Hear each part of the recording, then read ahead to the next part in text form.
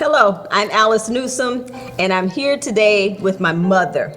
Now, I'm the author of this book, The Sordid Lives of Jesus' Ancestors, and the reason I am interviewing my mother today is because she has a lot of information about life, and she has been a great influence on my life.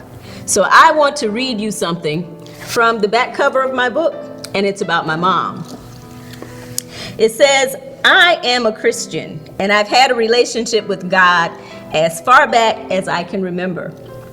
One day, our youngest daughter asked if I've ever doubted the existence of God, and I answered no. After pondering my answer, I realized my faith in God is due to my mother's teaching. You see, I'm getting a little teary-eyed, but we're gonna get past that. You see, my mother must have taught me the 23rd Psalm and the Lord's Prayer as an infant, because she said I was reciting these scriptures at 2 years old. So before I could even talk, I was introduced to God. And because of that, I never doubted the existence of God at all in my life. So, Mama, that's why I wanted to have you on here today, because I just want to talk to you about that. All right. I want to talk about Alabama.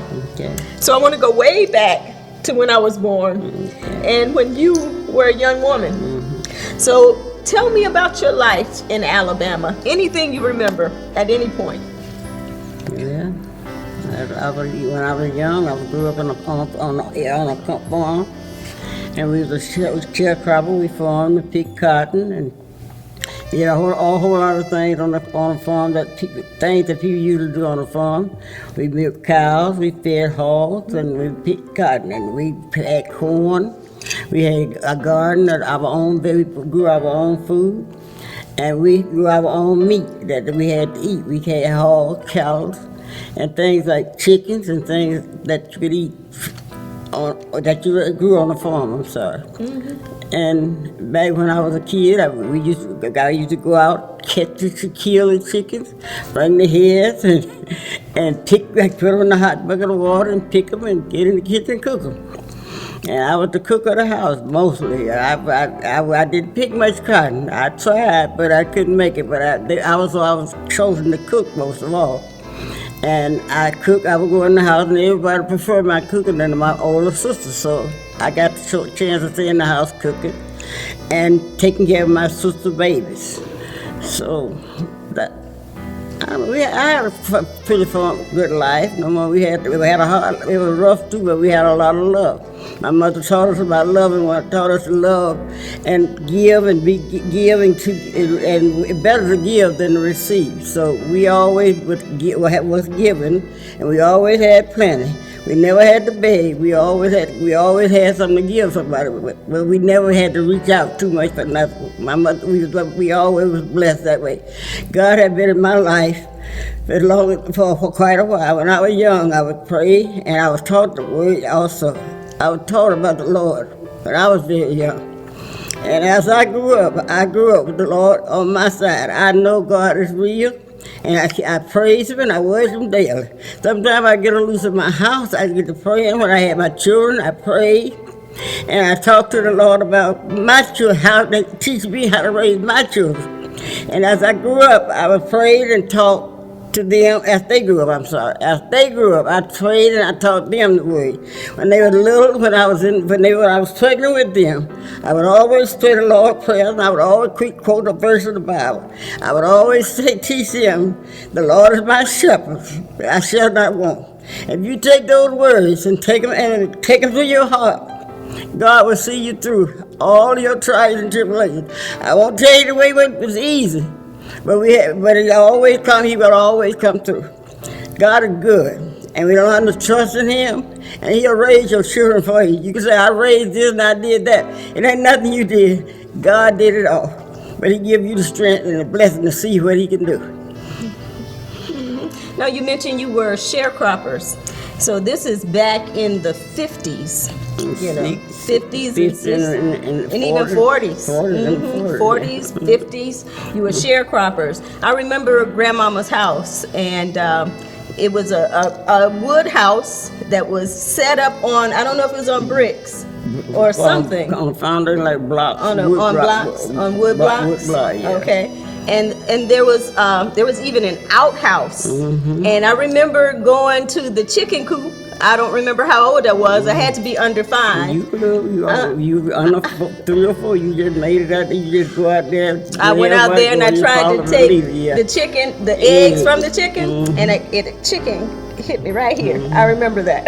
Yeah. I remember a chicken plucked me. You about 2 or 3. 2 or 3. Well, that's a memory. Yeah, they got me because I was trying to take the chicken's eggs. So we had a well. I remember the well on Grandma's property. You go out and you drop this bucket by a rope. And you lower the bucket into the water, and then you pull the water up, and that's how we got water. And that was water for bathing as well. Yes, we had. Yeah, we didn't have running water in the house. Well, later on we did in the kitchen.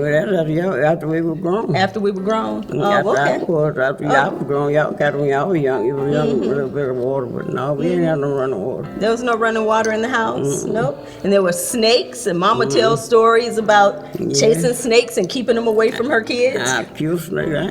You killed them? Oh, she was a snake killer. Yeah, I have. I threw the knife. Right.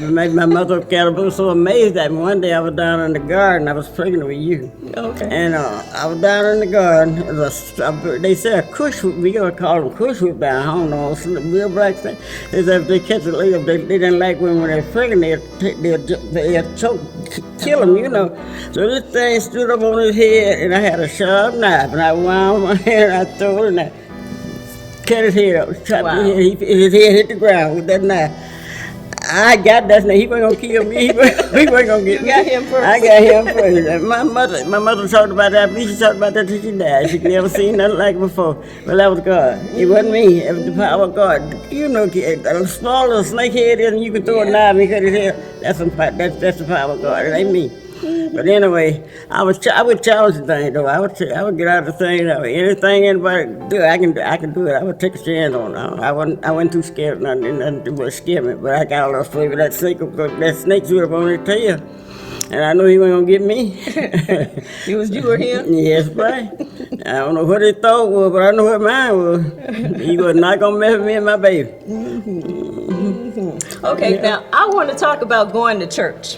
I remember going to church in Alabama on the back of a truck with that, it was like a flatbed truck, and we had chairs lined around the outside of the truck. And everybody sat in a chair, and we rode on to church. And rode on to church, sat with this piece swinging off the back. Oh, okay. That's the way we went. So we had a truck full of people going to church.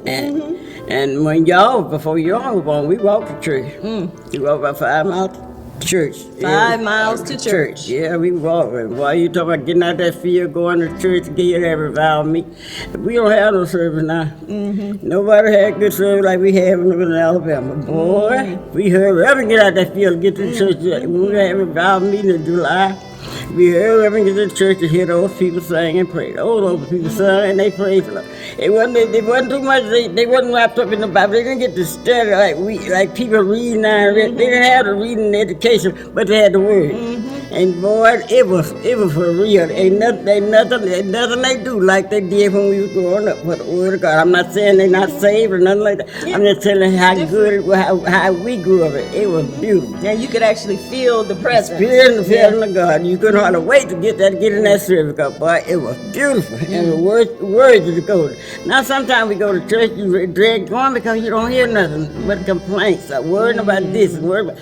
It wasn't that now. It wasn't that when we were growing up. You pay your little dues and come get out of the church and go home, and you could go to the field or whatever you had to do. Next day, whenever you pay, I think we paid 35 cents a month tithes. That you pay your tithes and all. That's what we had to pay. Okay. But because we wasn't no money. We didn't have no money. Nobody, everybody was happy. It wasn't no whole lot of disgrace, and then everybody was happy. We had a night I had a night growing up. I grew up real good. My mother was good, and my dad too. Well, he wasn't I called him my dad. He raised me. He treated me. I couldn't find nothing. If he had been my dad, he couldn't have been no better to me than what my stepdad was to me. I remember him. I remember being a young kid, and he was bald head. Yeah. And he used to let me say, "Ooh, I think I was bursting bumps in his head or squeezing something." Yeah, you did. Yeah. Gotcha. Yeah, I got it. Yeah, and he just sat there so patient. He had you spoiled. He let you have your. That's what same way he did, man. But he had you spoiled. He didn't want nobody to do nothing. You couldn't do no wrong in his life. He swear I was gonna. He swear I was gonna. I had children. The devil gonna. They're never gonna make me cry. But you gonna be. I was the one I miss you, and she was a mess. She put you dress her up. She put on no red dress. I ain't nothing you can do or tell her, give up hope, get the switch red because you got to give her. Because she ain't going to do nothing tonight with that red dress on. Oh, man, but that was some good days. I love my babies. I enjoyed them babies. We used to take their pictures of them, but I used to send them to Jane. And they would take pictures, they be running, and we be taking pictures that we had. So they were so, I thought them the prettiest things in the world. Oh my goodness. Yes, you did. Now, we're going to wrap it up on this note. One thing that you taught me just growing up, it was, you used to call me black. And I wrote a poem that I'm going to share at some point. But my mother used to call me black. That's what I entitled the Black poem. Creole. I know. I'm just putting that out there. My mama called me black. But it wasn't in the negative sense of the word. It was, you called me your little black Creole, and you always told me how pretty I was. And because you called me black and told me how pretty I was, that helped instill in me a lot of confidence. So I never thought I was ugly. I never have been ugly. But I never even had the thought one time that I could be ugly. And if anyone, I think one person called me ugly once, I looked at him and said, "No, I'm not." I don't know who you're talking about, but I am not ugly. That was because you instilled that in me. Yeah. And call your name. That ain't your no answer. I That don't ain't know your who name. you're talking about. That's not me. So I appreciate you, Mama, and I just wanted to. Yeah, I love you. Appreciate you too. Yes. I love you. Y'all have made me so happy. And one thing I want to say now, since on me, I was angry when I heard about it, but now I'm glad. I thank you, Mike, for being my son. I thank God. It's a lot of love up here. That's all. It's just a lot of love. I thank God for you being in my life, and I thank you for being. You're not a son-in-law. I consider you as my son. I can say anything. I get mad if I want you always right there with me. And I wouldn't ask for nothing no greater than you as a son. I wouldn't counsel with nothing less than a son, because you is just like a son to me. You're the son I never had. And I just want to let you know I appreciate you, and I love you. And I thank you both for everything y'all do for me. I might say act ungrateful, but I am thankful. But I just don't want to be no burden on nobody. And I hate to feel like I'm in y'all way. So I'm there so long. You're not in our way. I just don't want to intrude on nobody, but I love you. And I would stay, but I could stay, but I just want to be on my own. I just like to do for myself as long as I can. And I thank God for you all. And I love every one of you, including my grandbabies and my great-grandbabies. I thank God for everything. We are grateful. We're very grateful. We're grateful for this time. This time to share. And thank you. Thank you, Mama, for the time. Thank you, Michael. Thank you, Lena, Brandy. Thank you, girls. I love all. China, Samaya, all of you for your input and helping this come about. So thank you for watching. Thank you, girls. I love you. See you next time.